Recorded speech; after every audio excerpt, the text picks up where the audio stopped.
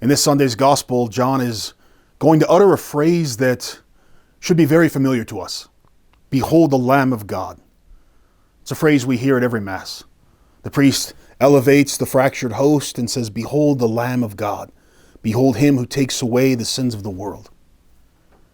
Well, before we jump into that phrase, we need to absorb the context of what's happening.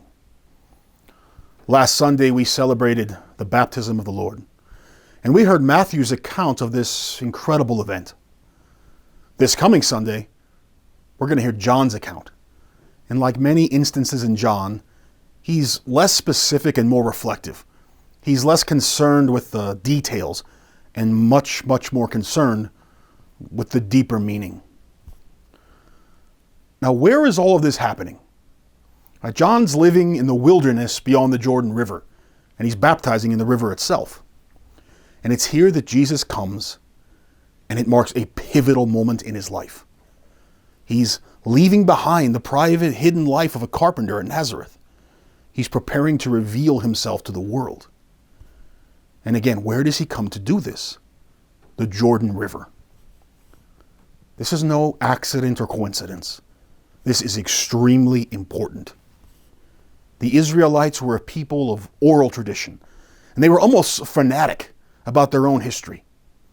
But there was one moment in their history in particular which became their cultural touchstone: the Exodus, the liberation from Egyptian captivity, the long journey through the wilderness, and finally their entrance into Canaan, the Promised Land.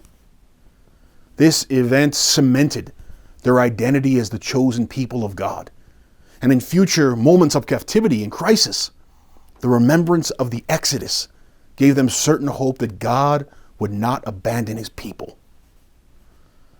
Now, if you remember the story of the Exodus, after wandering for 40 years in the wilderness, the Israelites finally arrive at the boundary of the promised land of Canaan. And what's that boundary? The Jordan River. Now, because he broke faith with God, Moses was forbidden from entering and had since died. Instead, it's Joshua who leads the people through the Jordan River into Canaan.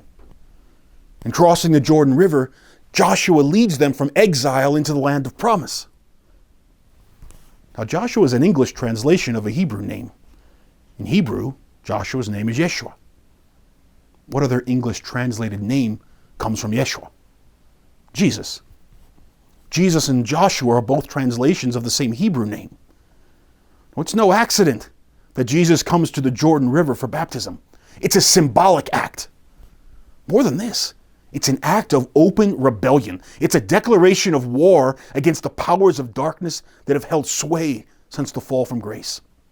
It's the pronouncement of a new exodus, a new liberation from slavery, and a new journey to a land of promise.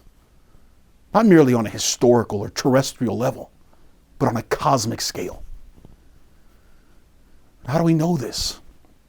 Because when John beholds Yeshua coming towards him, what does he cry out? Behold the Lamb of God. What prompted the exodus from slavery in Egypt? The 10th plague, the death of the firstborn. And what saved the Israelites from the angel of death? The blood of a sacrificial, unblemished lamb smeared on their doorpost. But the context doesn't end here. Because after establishing themselves as an independent nation in the land of promise, the Jews began temple worship. And even to the time of Jesus, every morning and every evening, a lamb was sacrificed in the temple for the sins of the people, and its blood poured over the altar. And so in these symbolic gestures, Jesus is drawing on the historical and religious consciousness of the Jewish faith. He's declaring a new exodus, and John's pointing the people towards him. Behold, the Lamb of God who takes away the sins of the world. Behold, the moment of liberation has come. The slavery to sin has ended. Behold the Lamb of God. As I said before, we receive the same invitation at every Mass. The sacrificial lamb is elevated in the hands of the priest. The sacrifice of the cross is made present again. The voice crying out on Golgotha cries out on the altar of the Mass, Father, forgive them. They know not what they do. The Jews of Jesus' time were a suffering people. A people enslaved by a foreign power, dominated by Roman rule and oppressed by Roman law. Any hint of revolution or rebellion was answered with visibly terrifying consequences. The silhouetted bodies of Jewish men hanging on crosses in the nearby hills. It was in the midst of this people's pain and their struggle and their slavery that Jesus approached the waters of the Jordan River.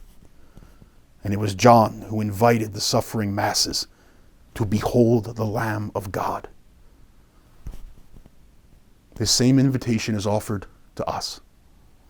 When you go to Mass this Sunday, in the midst of your own problems and struggles and crises, you too will be invited. Behold the Lamb of God. Cast all your worries on him. Abandon to him all your fears and anxieties.